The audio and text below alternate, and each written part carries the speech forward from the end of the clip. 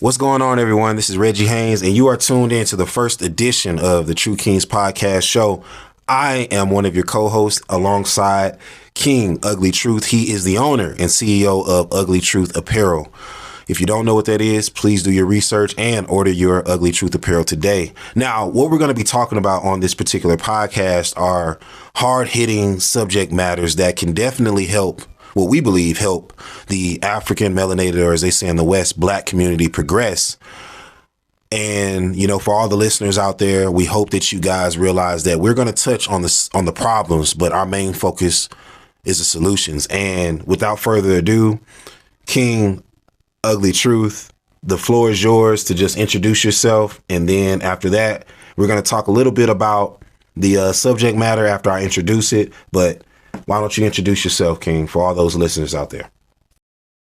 As Mr. Reggie stated, I am Ugly Truth King. I am the owner and operator of Ugly Truth Apparel. Been doing it for some years.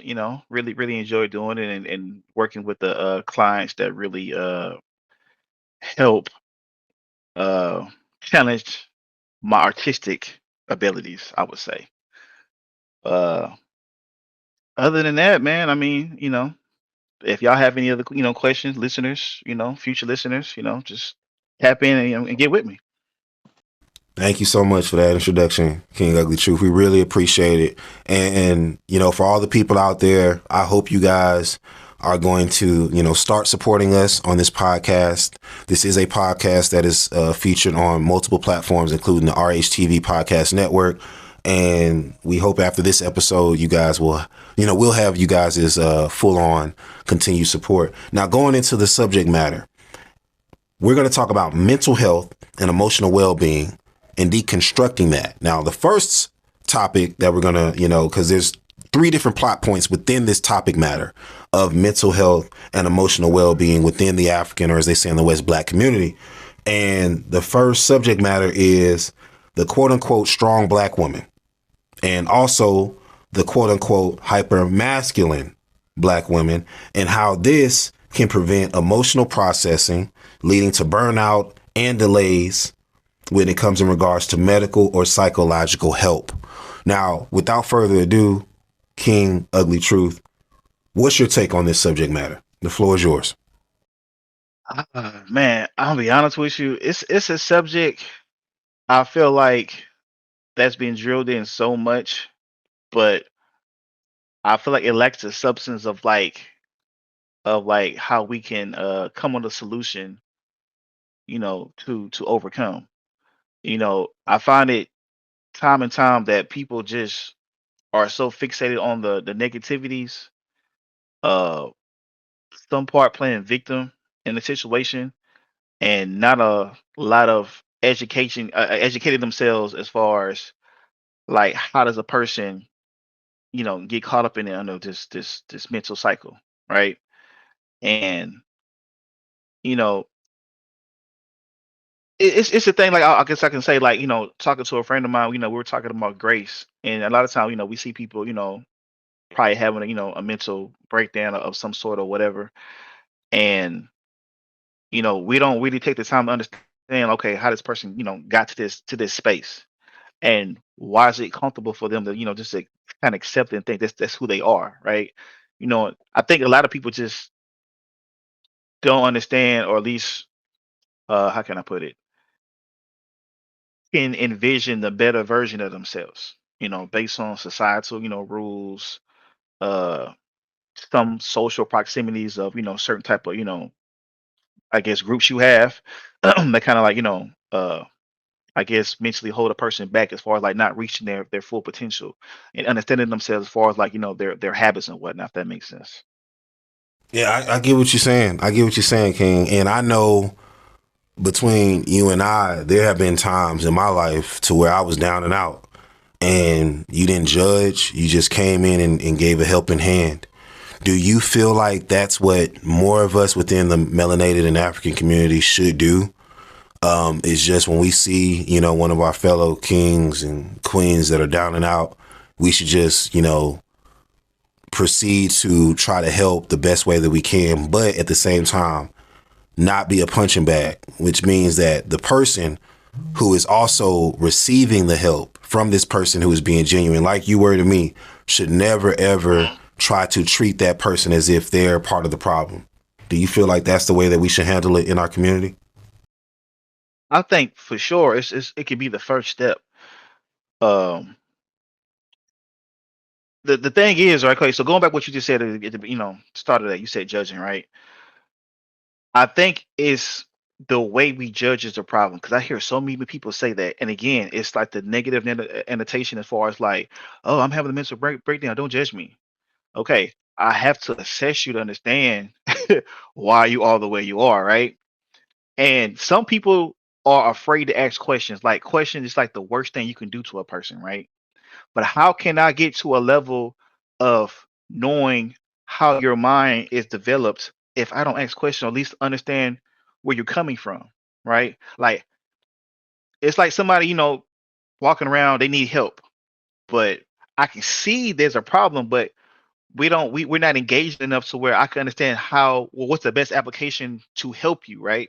Some people will say, "Oh, well, just give me this money, so and so," and it's like, but is that really gonna help you though? Because some people just look for a convenience, you know, of some sort at that moment, but don't really tackle the problem, right? And that's the thing too, like having that discernment when having the conversation. Okay, do you really want help, or you just want somebody, just you can kind of leech on, that type of thing, right? That's why we got to be kind of, careful. I would say, at least as far as the engagement, as far as who we're trying to help, because I mean, a lot of us aren't qualified uh medically to help anybody, right?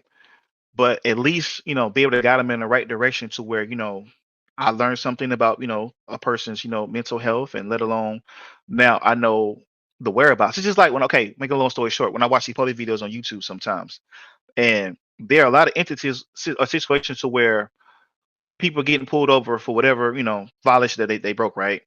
But not realizing or seeing that this person is having a mental breakdown, or they're not mentally like in their right state, right? But we assume that what I know, this person knows, and why they not following my commands, and so on, so on, so on, so to after the fact. You know what I'm saying? And it's not so much giving them grace, it's just having the accolades to understand, at least visually see and understand that this person is not your typical, person, who can comprehend what's going on, right? So it's just the whole thing, I guess, as far as like identifying, not to get too long-winded, and just I guess take it a step at a time in that application. No, no, that's well said, Ken. That's well said. Now, we were just talking about, how the interaction should go respectfully whenever a person is reaching out to help another, and how they should respond. Now we're gonna go down to talk about the quote unquote strong black woman and the hyper masculine black woman. Do you feel like this is a problem within our community? And if so, why? The floor is yours, King. So as far as like being hyper masculine to women, or just a strong woman, because I look at them as like two separate things, right? So when I look at a strong, or how it's stated, identified as a strong black woman, that doesn't bother me, because that's no different from being, me, a strong black man, right? It's just, again, like I said earlier, how people spin these phrases into something negative. And I feel like those who spin it like that way are the ones that are trying to manipulate or try to get over this individual because they're quote unquote strong.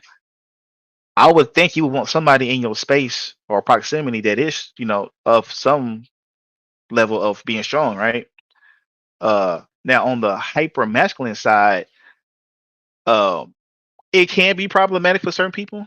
Again, I think it also depends on what type of engagement that you guys are having, right? Between the two parties.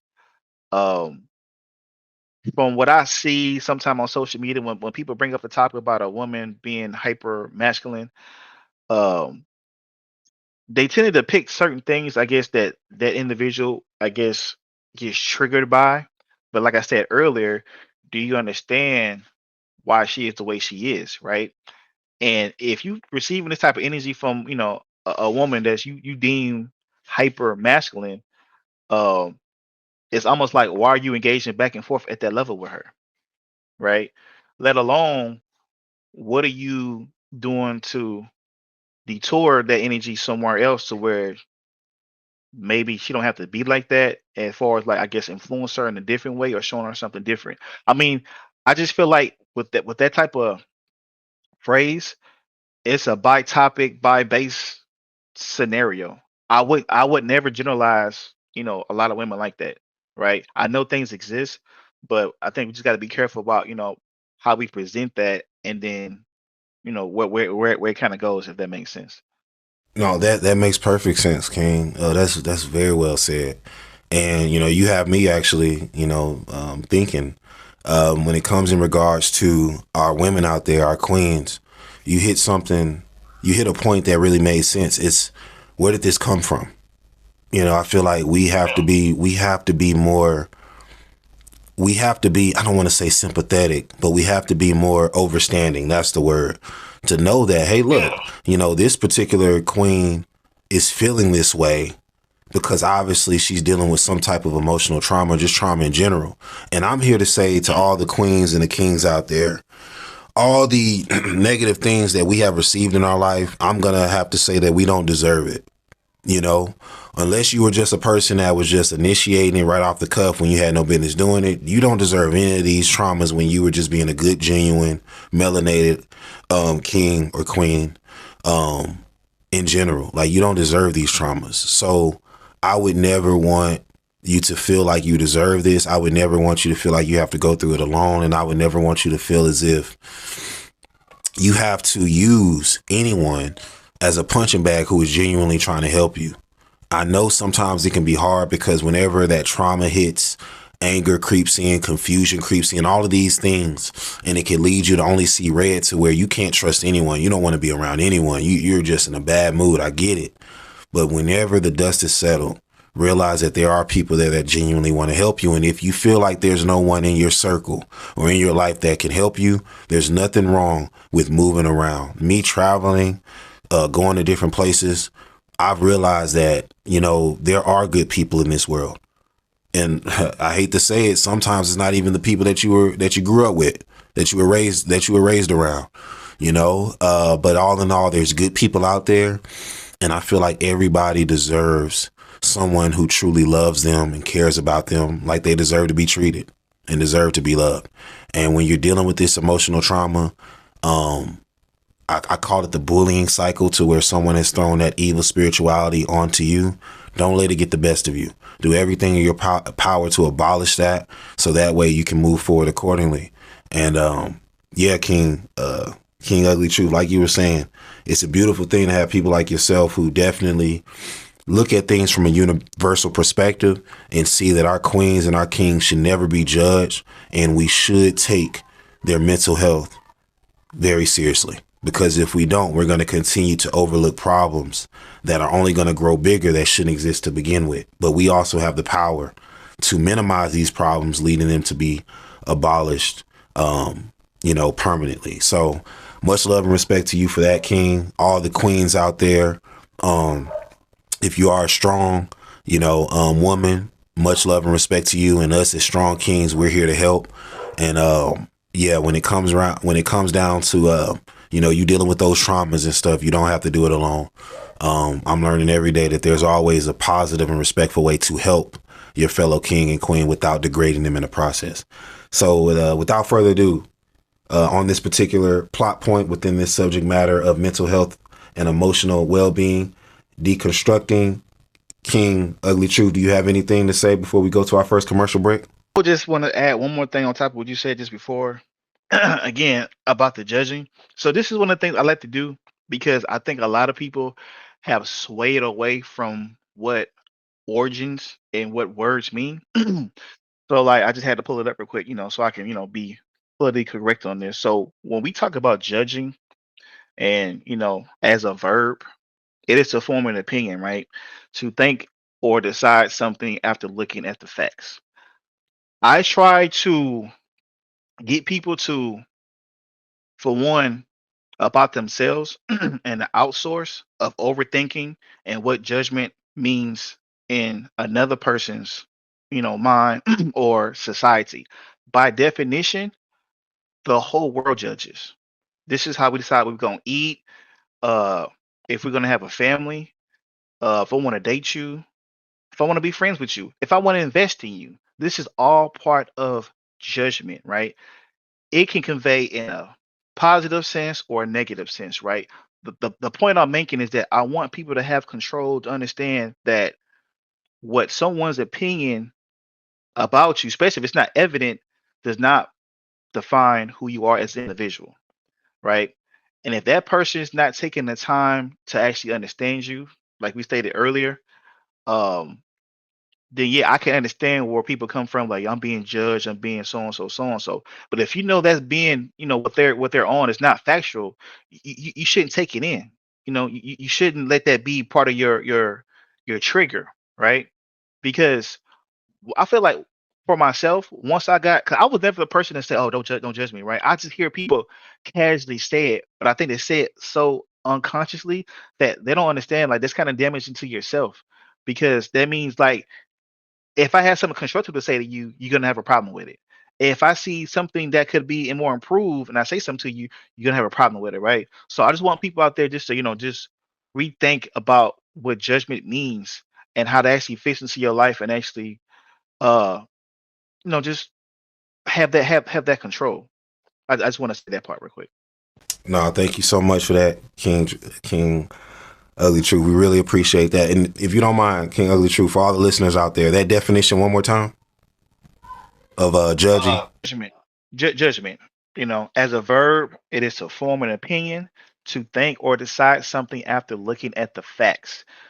People who you deem as judging you that don't know you, I mean, it's an opinion, right? But there's no factual context that says, hey, boom, boom, boom, right? So why even absorb that in if there's nothing that's contextual as far as what they're saying, right? If somebody say, oh, uh, Ugly Truth make shirts, well, that's evident, right? That's clear and evident. But if somebody would say, oh man, Ugly Truth make trash shirts, I'm like, okay, well, I can give you a list of all my invoices and all the people I worked with, over the years. You see what I'm saying? Either way, your opinion does not sustain over my factual, information and what I got going on, right?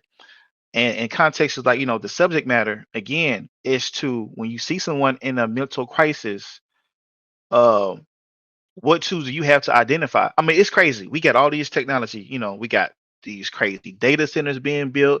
Everybody got their own AI program, and yet people still don't know the basics.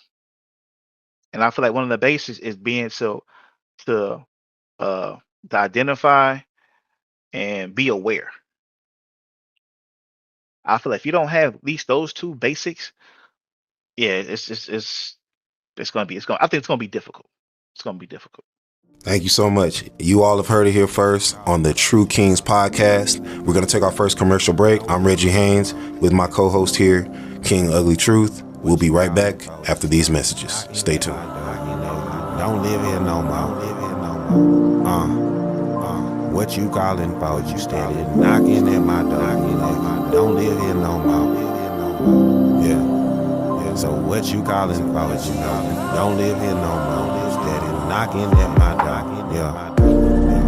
I said, what you calling for? You steady knocking at my door. Don't live here no more. What you calling for? What you calling? Knocking at my door. Yeah. Don't live here no more. Yeah, I'm T-I-R-E-D. I was down when they saw me. Why you back tryna block me? Acting like you wanna stop me. I'm moving fast, can't spot me. See you steady stuck on calling. I'll keep it spacey with you niggas. Fake ass up, side chick, soft, acting hard, you an addict. Better than I ever was, I'm him, wait, I'm not bragging. Don't you dare call my phone, you're long gone, stay lagging. I don't give a damn about your hoes, those ain't baddies that you're bagging. Got my blessings moving quick, don't want questions like yo, what happened? Shawty switched on me, that's okay, heartbreaks coming her way. I'ma sit back and watch, I ain't popping up to save the damn day. My shit's going cup overflowing, what you doing? Don't come my damn phone, please. Reggie. What you calling for? What you steady knocking at my door? Don't live here no more. Yeah. What you calling for? What you steady knocking at my door? Don't live here no more. What you calling for? What you steady knocking at my door? Don't live here no more. Yeah. So what you calling for? What you calling? Don't live here no more. Steady knocking at my door. Yeah. I said, what you calling for? You steady knocking at my door. Don't live here no more. What you calling for? You steady knocking at my door. Don't live here no more. So, what you calling for? Yo. Knocking by my door. Don't live here no more. Reggie. What you calling for? It's the young one and old, somebody some wild stuff. You don't live here no more. You steady calling while I'm blocking, steady crying cause your leader made a rule that got you suffering. Now you here manipulating, talking about you and your children starving, but your closet saying something different. Toxic programming got you living in the system that will always have you struggling. Buying things to make you feel good on the surface, but underneath you drowning. In debt, in shame, I won't help. Now I'm broke and the blame, no you to blame. You believe in Christ. What's that short for? That's short for Columbus's first name. Yo. And Jesus is the slave ship that brought in slaves, much ain't changed. Hold up, immigration calling my phone, telling me send that nigga back home. Now send me off to outer space, cause it's clear I belong nowhere. I'd rather live on my own in peace than with low like coons who would live in fear. Women love you when you got money, they parents calling them queens, trying to hide that truth that they be pimping and prostituting. Yeah, feminists and social media gon' say I'm lying, but I'm truthing. Take that price tag off your forehead. Let me see what your mind bring. Cause to be honest, your body ain't worth nothing. If anyone can buy it, you and men treat you like property, my point's proven. So this goes out to all the people in my past, including Reggie, who gave y'all the time of day. Listen close to what these lyrics say. Yeah. Reggie, what you calling for? What you steady knocking at my door? Don't live here no more. Yeah. What you calling for? What you steady knocking at my door? Don't live here no more. What you calling for? What you steady knocking at my door? Don't live here no more.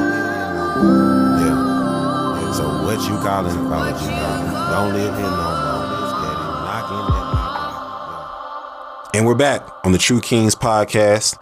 I am your co-host Reggie Haynes, alongside of my other co-host King Ugly Truth. We've already been talking about the mental health and also emotional well-being and deconstructing all of this, primarily on the basis of the people within our melanated Black, or as they say in the West African community. Now, we've already touched on, the whole concept of strong Black women and hypermasculine and judging and what's the true definition of judgment. Now, King Ugly Truth, we're going to move on to the generational traumas in Black households and unpacking the inherited communication styles, harsh discipline norms or normalities, and how to set healthy boundaries with parents or elders without dishonoring family ties. So, without further ado, King Ugly Truth, what is your take on all of that? Primarily generational trauma in Black households. The floor is yours. Oh man. So, like you stated earlier, it's unfortunate that you have family that, where the trauma starts from. I say majority of the time. I say that majority of the time, and it's one of those things. Even for myself, growing up, because again, it's so close proximity. It's the first thing you see, right? It's the first thing that you learn to trust.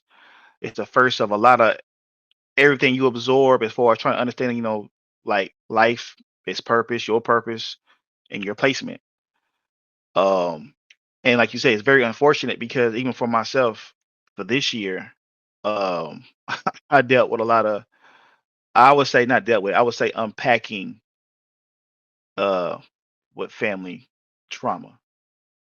And the thing for me is, like I said earlier, is that, I do a lot of research and reading, not just for my own awareness and understanding, but how to process it. And I think that's another thing too, as far as when you got people so close to you, and depending on, I guess, the type of trauma you dealt with your family, it can unfortunately set a tone that can either get you lost or get you caught up in some stuff that that can be very preventable. Um, the thing that helped me the most with it was understanding what everything meant, even for myself as far as my actions and stuff. Uh, the biggest was actually learning my triggers, because I tend to isolate myself a lot when I'm around a lot of what feels like negativity and lack of understanding, and people who are very fixed in their ways. And when I say fixed in your ways, it's more of like a survival instinct, right? I mean, all of us are trying to survive in some kind of capacity, right? But it's just the way and the means that they go about it, you know. Um, and that can be as far as, what's some examples? Uh, Dang, I can't think of no good examples right now. I get back to that, but um, I'm losing my train of thought. Help me out, Mr. King Reggie. Help me No, out. no, no, no. You were basically talking about, excuse me. You were talking about when it comes in regards to like your family and how you were saying like, yeah, there are people to where when you get older, you start moving away from them and you're basically saying like you meet new people in your life because you stepped away from those traumas and you're not allowing those traumas that your family might have tried to pass on to you affect you as you're getting older and wanting to start your own family and build new friendships, etc. I think that's what you were leaning towards.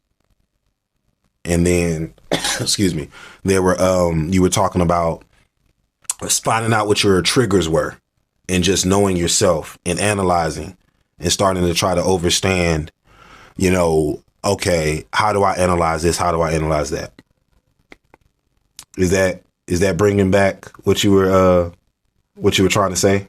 Yeah. I believe so, man. Okay. I get so caught up in my thoughts and No, stuff, no, it's okay. and it's especially with this topic, it's just like a rush of like a bunch of things at one time, and just Yeah, trying to like you just try and deconstruct it in a way to where I don't lose the listeners, and just be all over the place. yeah, no, But no yeah, problem. but see the thing for me personally, it wasn't even about like finding new people, because at the end of the day, no matter if it's new people, old people, there's still me I have to deal with, right?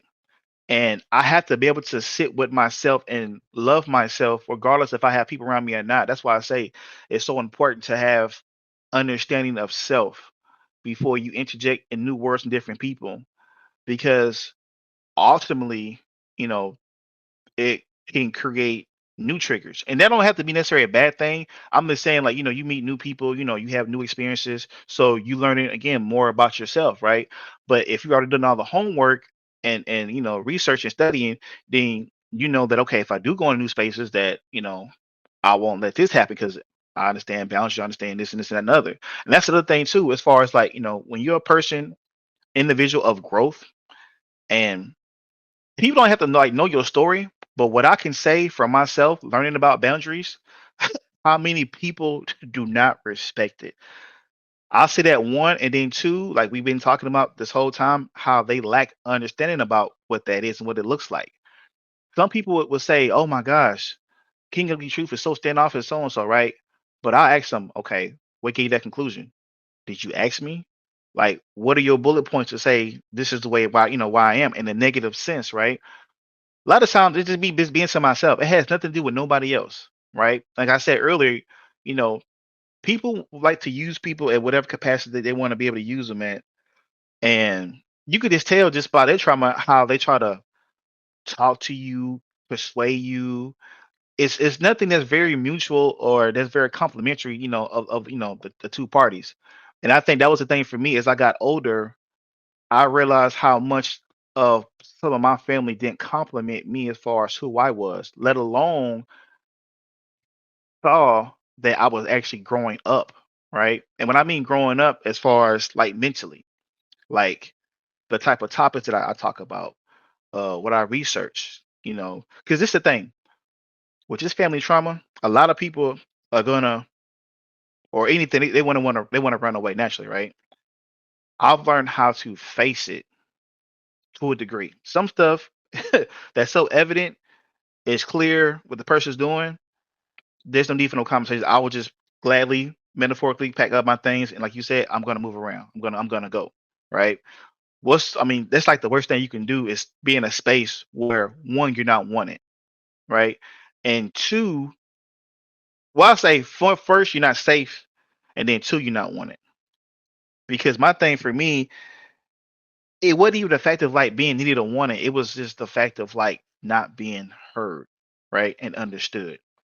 And that could be on so many levels, like I said earlier about the mental capacity, and that all kind of correlates, with the trauma. A lot of folks in our family have so much unpacked trauma. It shows in how they carry themselves, how they talk to you, just that in general. And I think the best thing that we can do, a lot of families don't do, is that we don't sit down and actually have these conversations, right? And that's kind of like the dilemma I was kind of like, dealing with, to where, we'll sit down and talk, but it was very limited as far as how far or how deep we can get into the conversation. Because then you get people, start playing victim, or I don't do that. It's like, look. Again, with the judging thing, I didn't say anything as far as attacking you. I'm just expressing how I felt in this space, and you happen to be involved. If you can't understand that and listen to that, it's just gonna be butting heads the whole time, because it's like you have a party that's trying to be righteous, which I feel like now, based on my circumstances, being right is so subjective, that you're so worried about how it makes you feel and look, that you fail to listen to what's actually being said to you that can help the both of us. You know what I'm saying?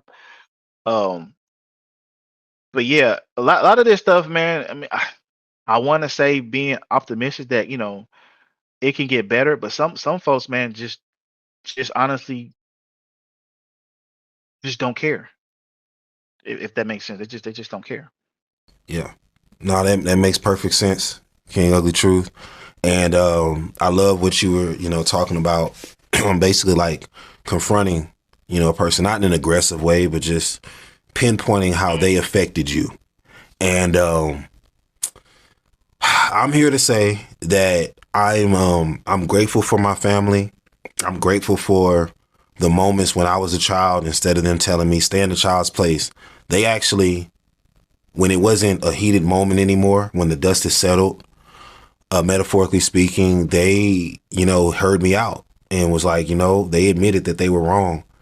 I feel like a lot of people within our community, King Ugly Truth, have looked at accountability as the worst thing that you can ever have in your life or take or inherit. And that is completely false. I love it when it's time for me to take accountability, because I know for a fact, once I right my wrongs, I'm going to progress from there. And anybody who tries to make another person feel guilt or shame after they have taken accountability, you're in the wrong for that. So I will say that I understand why some people don't want to take accountability at times, because they're probably dealing with someone who they feel like is going to guilt trip them or shame them. But that should never be the case. Both parties are wrong in that particular situation, but at the same time, do not allow the guilt or the shame to ever be a factor. When I say that you're wrong, write it. Take accountability. The person who's taking accountability, let them know that it's okay. I appreciate you. I applaud you for taking accountability. So that way we can progress from here. There's nothing wrong with showing love and respect to your loved ones, to the people within your community. And I feel like when it comes down to the subject matter that we're on right now, we're talking about generational trauma. Have I had some? Absolutely. And did I step away? Absolutely. But I realized that, you know what? Yeah, I found great people who are outside of my family circle, who are phenomenal people and who have helped me progress.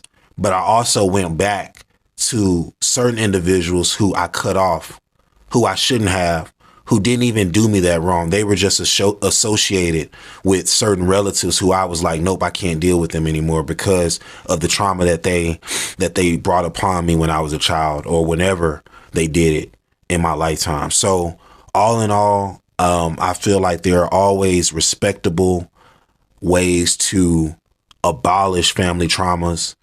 and generational traumas that is in our communities and our households. But we have to first take accountability.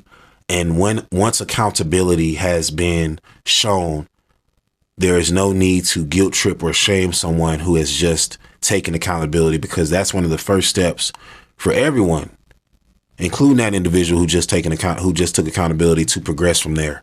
So I feel like that's something that I had to learn as I got older. And when I rekindled those relationships as I got older, King Ugly Truth, man, it was like one of the greatest feelings in the world, because it's like I don't even look at the time that has passed that we could have, we could have did this a long time ago. No, I look at it to where it's like, man, we're back on track now, and we have a good relationship now, and that's all that matters, to have that back.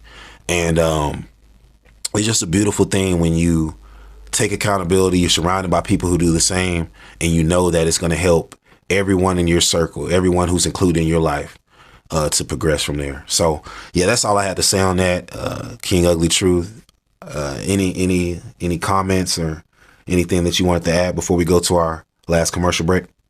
The floor is yours. Yeah. So that accountability thing, this is the thing with me with people, right?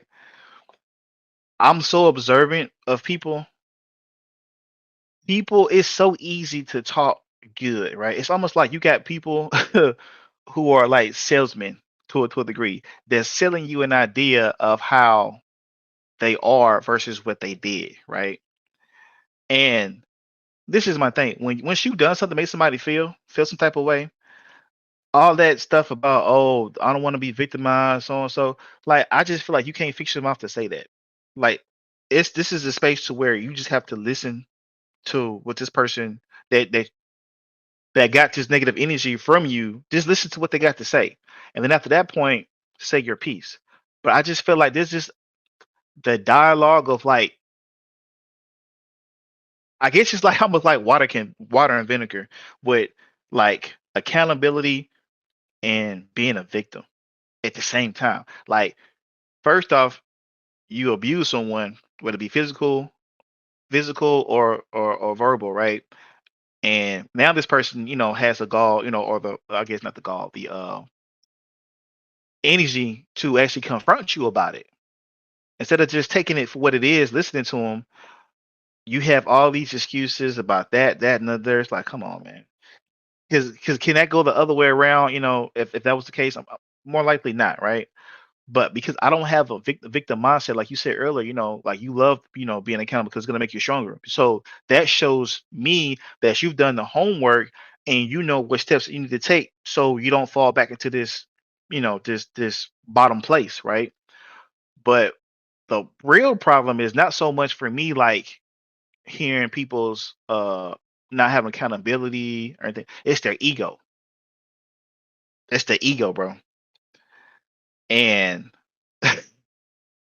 if a person tells you that they love and care about you, why I don't feel that way, right? How come the actions aren't consistent enough to where I believe you, but you have this whole sell pitch, and then the worst too is get other people, who I guess they're cool with to co-sign it.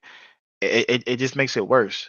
But I will say this: I definitely do commend you for going back and mending those relationships because I'll be honest with you, man. Maybe I just love hard, but like anybody in association of that person, and I feel like they're not making progress. On top of that, at least try to get that person's mind right. You just the problem is that the person who I got a problem with.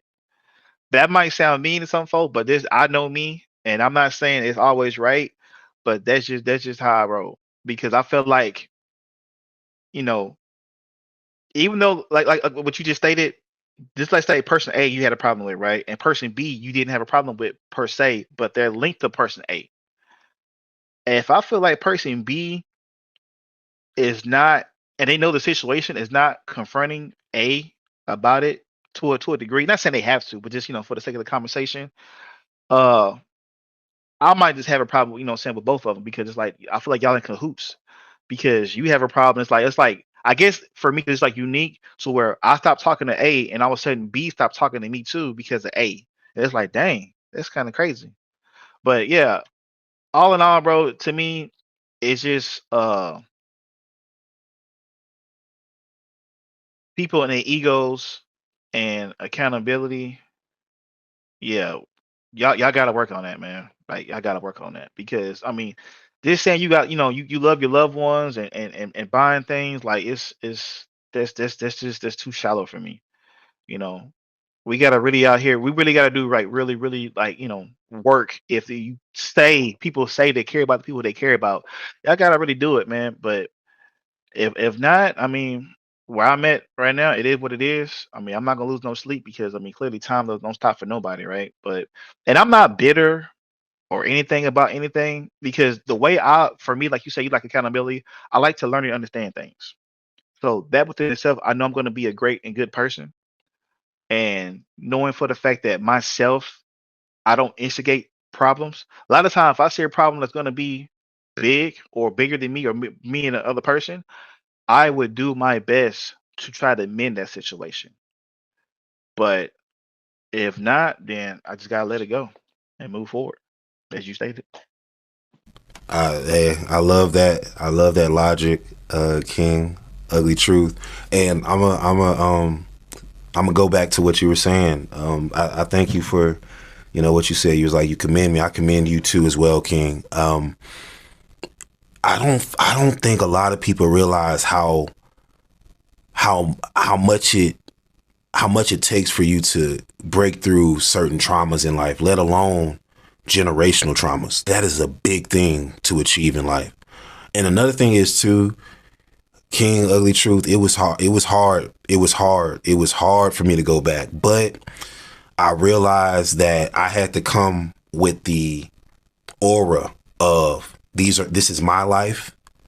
These are my terms and conditions. I'm not coming with the whole ego of you don't deserve me, nothing like that. I'm like, no, look, if you truly love me and you truly want to be a part of my life, like things once were before that traumatic experience took place that you initiated, I'm not going to guilt trip you or shame you.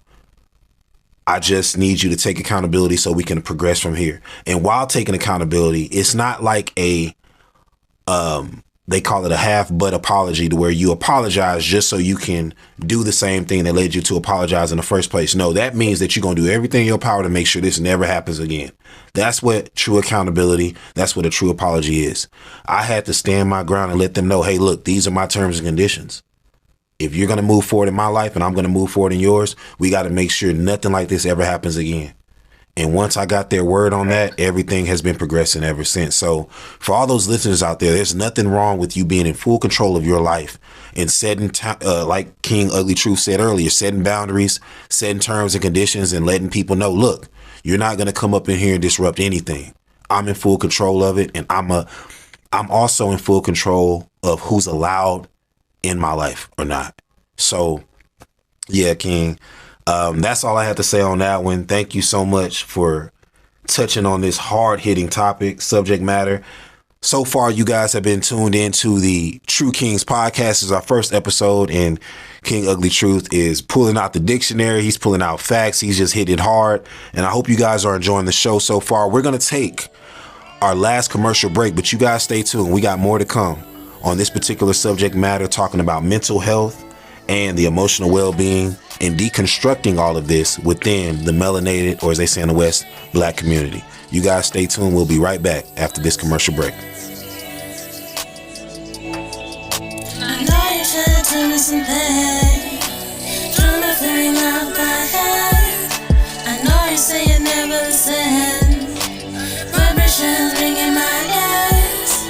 I'm not mad, but I'm sad, 'cause I'm tossing this selfish game. No, I'm not mad, but I'm sad, 'cause I'm tossing this selfish game. I know you're trying to tell me something. I know you're trying to tell me something. I know you're trying to tell me something. I know you're trying to tell me something. Yeah, we not me. That's that true love, that hate that you giving yourself. That's that true thug, and everybody mad at me, 'cause they all exposed. I'd rather be abolishing slaves and abolish those who's fearful of the truth, fearful and rebellious, unlike them Haynes folks, born and raised in Houston, Texas. Reggie Haynes, the king of wisdom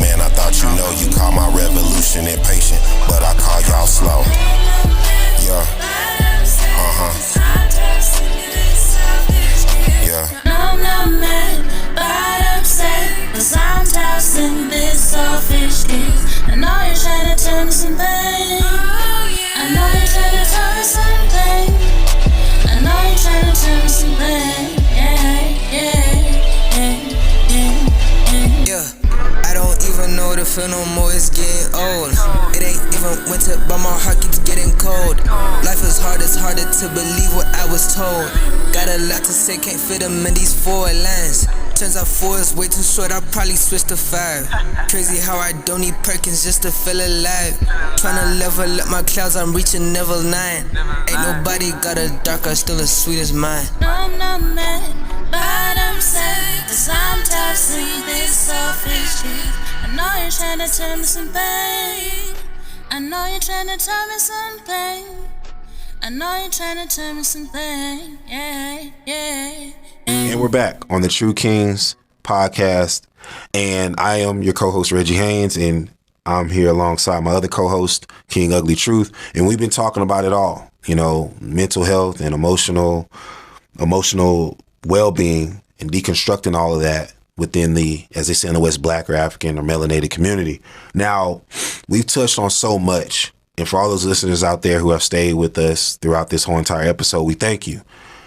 We're going to touch on the last part of, you know, this subject matter. And this is the question, do our people within the melanated African or Black community, do we take the proper precautions when it comes in regards to being therapeutic towards one another and seeking out psychiatric care? King Ugly Truth, your thoughts, the floor is yours. Okay, so I can say this. So the type of mental health I would say for myself, I'm familiar with is like the stuff that we typically see, online, as far as well, actually, you know what? I think I got a better example. One of my earlier books that was recommended to me from a friend was Saja Ali, if I'm saying her name correctly. Uh Are You a Slave? And I think for our community, unfortunately, I think the first mental state is the slave state, right? Um, how we consume things, how we or how them they, and I don't mean like the other group, but us as far as like inviting people to the cookouts, like all that to me is like a mental strain, of like looking for acceptance and whatnot.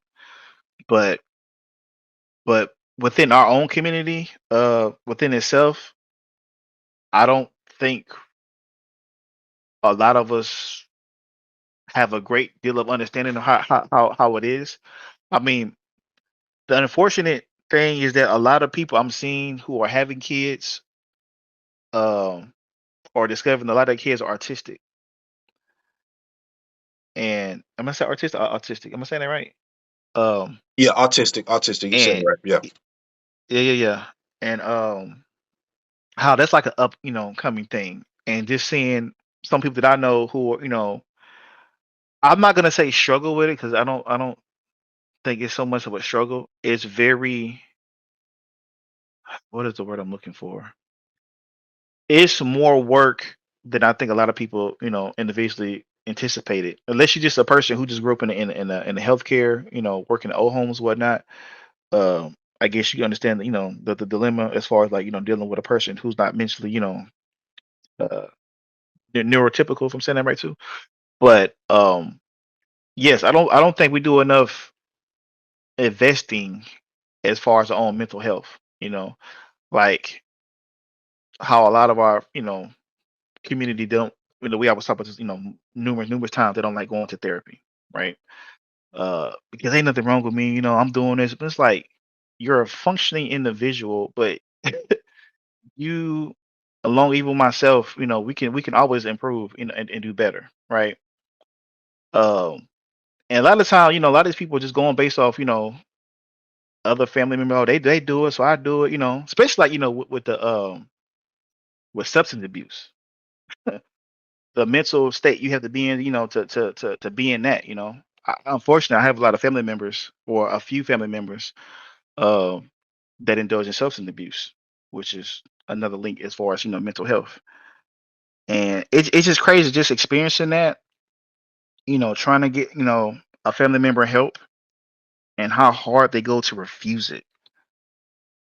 Like it's really sad to see. That's one thing, King Reggie, I can say that really bothers me. Like if I'm out and about and seeing a person who can't hold their liquor or their alcohol, like it's just something I don't like.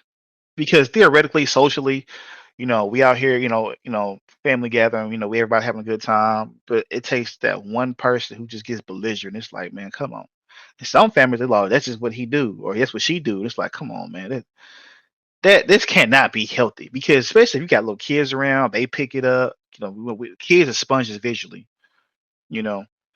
But yeah, we definitely would have to do a lot of more investing in our mental health. You know, not just the stuff that I see on the gram. I feel like a lot of people are just doing shadow work and think that's enough.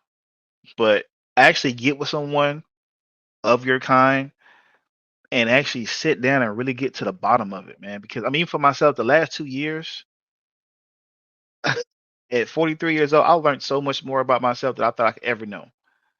And I actually feel better about it. Even the stuff that's, I would deem bad for myself, but I've learned so much about myself, especially my triggers. That's the main thing, my triggers. And I would say the quality of my life has gotten way better. Because like you said, this is I can admit publicly, because I never said anything. I told my wife this yesterday. This was probably like the end of towards the end of 25, going to 26. And the word I used was, I don't want to be here no more. Now, when I told her this, she was like, huh? I said, I don't mean like, unalive myself. Like, I just don't want to be here no more.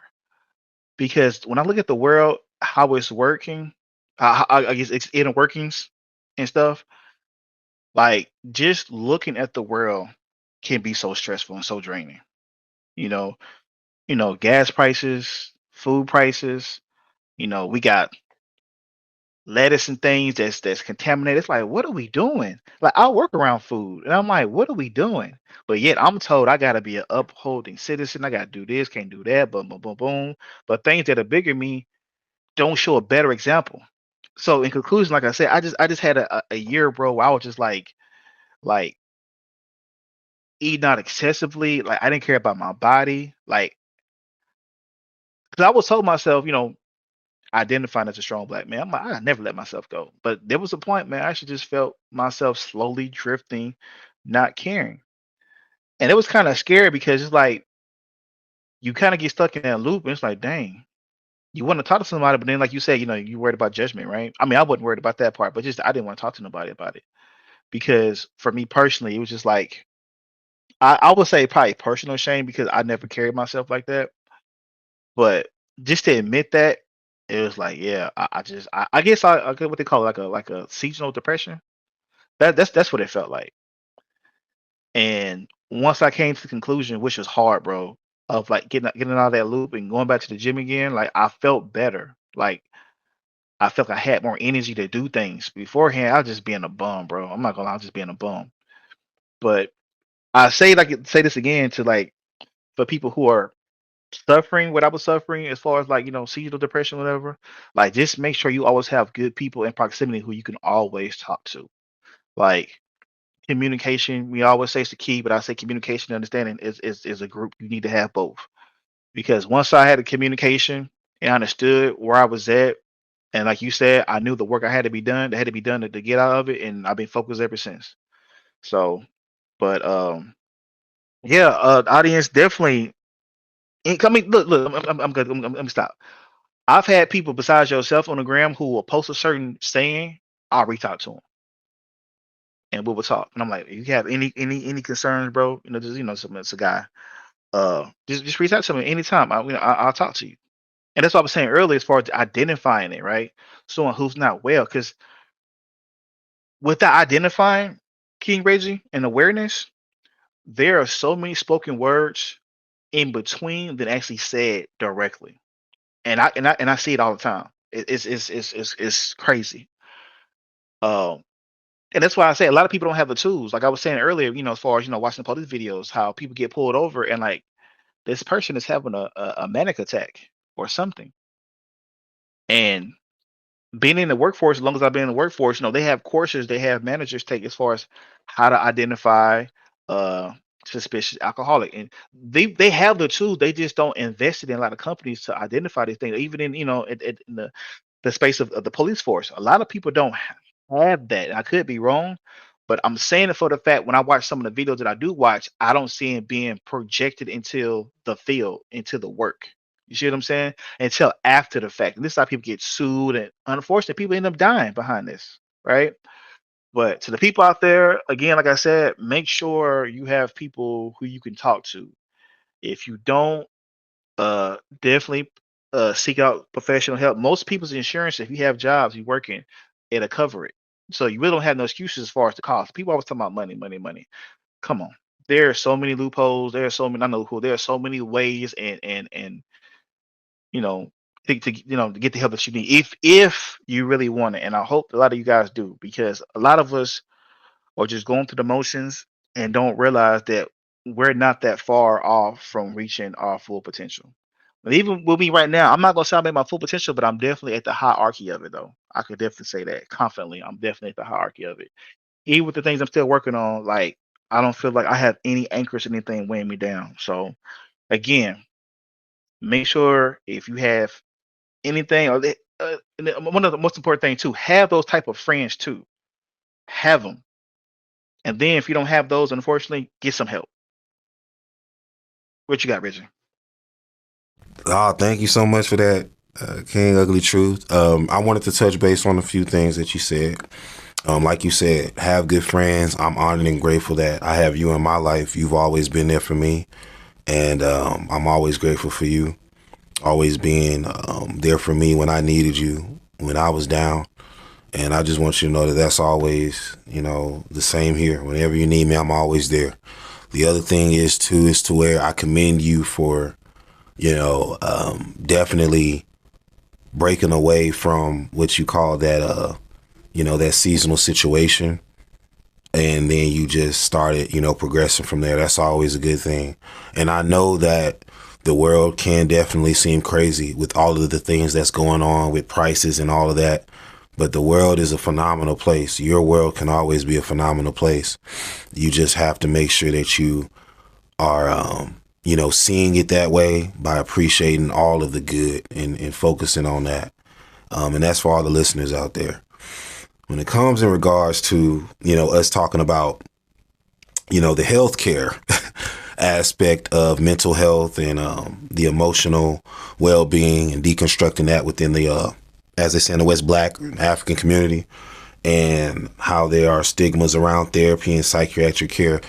King Ugly Truth talked about, people who take in drugs, who smoke, who drink. Man, I get asked to this day. I go to the there's a store right down the street from where I'm at in Africa, King Ugly Truth, and they always like, you drink. They call it in Chichewa, which is the local language in Malawi. It's called mazi. We call it water. They say, you drink nothing but water. I say mazi every day. I even made a song about it. How you spell that? Mazi, M-A-Z-I.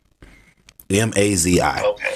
And they say, you drink mazi every day. I say mazi, mazi, mazi every day. Every day. I even made a song about it. I say, I drink water every day. And I say, why? Because that is 70% of our body. And there's a lot of individuals around here who smoke all day, who drink all day. And mind you, water is much cheaper than alcohol is. And these same people that come up to me, Reggie, I need money, I really need this. I'm like, bro, you spend an X amount of money on alcohol and, cigarettes and marijuana and all that stuff. You could just drink water and be better off and have more money in your pocket. You know what I'm saying? So it's just different things like that to where I agree. When you're looking at the economic aspect of things, that can also be you shooting yourself in the foot, metaphorically speaking, because you are feeding into a toxin that is not helping you progress. When I'm talking about the drugs, the alcohol, etc. And whenever you intake or you take in these particular toxins, you don't even know how to control yourself. So it's just one of those things to where it's like a catch-22 when you can obviously have a better option. But I know sometimes there's a lot of people who are programmed to think that they have to continue to get down with the sickness, even if they've seen a cure and they know that this is a good cure that's going to help them for the long haul. They just don't want to let go of the toxin. So for all those people, like King Ugly Truth said, definitely get help. Definitely get help. And I know a lot of people, when they hear you need help, no, I'm not saying it in a way to try to degrade you or make you feel any less than who you are, make myself seem better than you. That's not what we're saying. We're saying get the help that you need so that way you can break away from a problem that should not be in your life, so you can progress from here. That's all we're saying. We're not better than you. You're not better than us. It's not even about that. It's about you getting better and being better than who you were a second ago. And the first step is getting help. So when it comes in regards to the drugs, alcohol, that's my take on that. When it comes in regards to certain things that I saw growing up, and I was talking to King Ugly Truth during our last commercial break about this, you would have people who would verbally, physically abuse an individual, whether it be a youth that they're raising or a person that they're in a relationship with, whether it be a friendship, partnership. And they would then, after the argument, after they got through abusing this person, they would say, hey, let me take you to the store so I could buy you something. Or do you want something back from the store? Or, hey, take this. Or it would be some type of economic or some type of item. And you're trying to buy this person back into your life. And I'm here to say that that's not the way to go either. I feel like the best way to, and we talked about it earlier, accountability and apologizing and righting your wrongs. The best way to, go about, helping somebody who you just hurt is being genuine and sincere when you apologize, take accountability, and make a vow that you're going to do everything in your power to never do what you just did again. Because it's evident. I mean, spiritually, you can see it. You can feel it. This just hurt. You really just hurt this person. And you trying to buy them off, or you trying to apologize while having an ego, like King Ugly Truth said earlier in the show, that's not right. It's nothing wrong with taking accountability. And for those people that think so, you have to change that perspective that you have in your mind, because it's only going to make matters worse. We're hurting people that care about us and love us, that will never do us any wrong or any harm. And we are destroying not just our own selves, but our families and our communities in the process. And I feel like King Ugly Truth said as well, if you don't have good friends that you can confide in, that you can trust, because I do say trust, and I mean that by saying there are people out here that you can't trust, because the second that you tell them your personal business, they going around babbling it in the street. And now it's like you can't trust them. So that's another thing, too. When somebody's trusting you, doesn't give you the right to go out there and tell all their business. No, that's supposed to be confidential between you and that person who trusted you with that information. So if you can't find friends that you can trust, definitely therapy, psychiatric care as well, depending on the basis of the trauma that you've experienced in your life, that you obviously, and I said it earlier, you don't deserve. No one does. We are all phenomenal beings in a world that tries to blind us from seeing it. And we should treat ourselves and each other accordingly. And I feel like the best way to do that is to look ourselves in the mirror, assess what our problems are within, and also know that, okay, how can I rid these problems so that way I can progress from here and be the best version of me that I can be. And that will definitely, help others around you, because that can be an influence or inspiration for them to do the same or something similar. And, before you know it, your whole community is progressing. No more drugs, no more toxins, no more negative banters, no more overlooking accountability. Everybody is abolishing that ego and being genuine human beings who aren't backstabbing and trying to manipulate and deceive in any way or be negative in any way to each other. I feel like we can definitely go a long way with that. But, only time will tell. Only time will tell. But it's good to know that there's a lot of people out there that's willing to help. And like I said earlier, King Ugly Truth, I thank you for being a part of my life and coming into my life and being one of those helpers when I needed it the most. So much love and respect to you, King. Love you, brother. Always appreciate you. And before we end off our first episode, any final words that you might have for our listeners out there on the True Kings podcast? The floor is yours. I'm just appreciative of being here. Share a few of my stories, get some enlightenment, uh, put some strength into people. That felt weak at moments at times, and just know that you do have people out here who are definitely healers. Everybody out here is not your enemy. You know, once you identify that, you know what I'm saying. Like it's up from there. But I can tell you one thing though, as far as our relationship, like what's so interesting. I say interesting for me because it's like I don't. There are some things that are very strategic for me that I just, I think I get it done, I execute right. Kind of like my idea, about my t-shirt business, right? I always had the idea of doing it, but never understood what it would look like. My thing was always just to do it. And even with our friendship, like I didn't know what it was going to be like, what it was going to do, or anything, right? But I'm glad everything happened the way it happened, and everything worked out, and it's great. And it's a good example again how I show people, tell people by example how friendships can be. Like you said, helping you, and you help me. I mean, we help each other in whatever capacity that we can do for each other, right? It don't always have to involve money, and people be so fixed on money. And another point you made too is about being genuine. I can't stress that enough. Like being genuine has got me in so many doors, so many opportunities. Like I have nothing to complain about. Like for myself, so I've been doing this as a child. I always assess myself each and every day, how I could do better, as far as how I carry myself, right? Um, but yeah, definitely working with you, uh, podcasts and other ventures that we've done, like is definitely gave me a different perspective on things. Like, 'cause a lot of people, I'm gonna say this too for the people, just because King Reggie is 7+ hours away from me, we're just as close as if he was, here, in proximity, as far as how we communicate and get things done. So don't ever think because a long distance relationship doesn't doesn't work. And the reason why it does work is because you have to want it to work. Just like if you want to feel better mentally, you have to want it. If you want good friends and so on, so whatever that looks like to you, you have to want it. So uh some people call it manifestation. I'll call it manifestation, taking control. Like you said, ownership is yours. It's your life. You make whatever you want out of it. Nobody can dictate that. The only thing that people outside of you do, they're supporters. And if you don't have, I mean, it sounds cheesy. It sounds like Instagram. You got followers, but it's not followers, bro. It's not like that. You have to have supporters. We all do, because I mean, I didn't get where I'm at by myself. Nobody has, right? I mean, but each his own. But yeah, on that note, yeah, just be open minded. Uh, get various opinions on things. Don't just be biased. It's too easy nowadays with all the social media and stuff to be biased about things and whatnot, because everybody online is right. Whatever. But I think that's all I got for the moment. Thank you so much, King. And, for all the listeners out there, you guys have tuned in to our first episode of the True Kings podcast show. I'm your co-host, Reggie Haynes.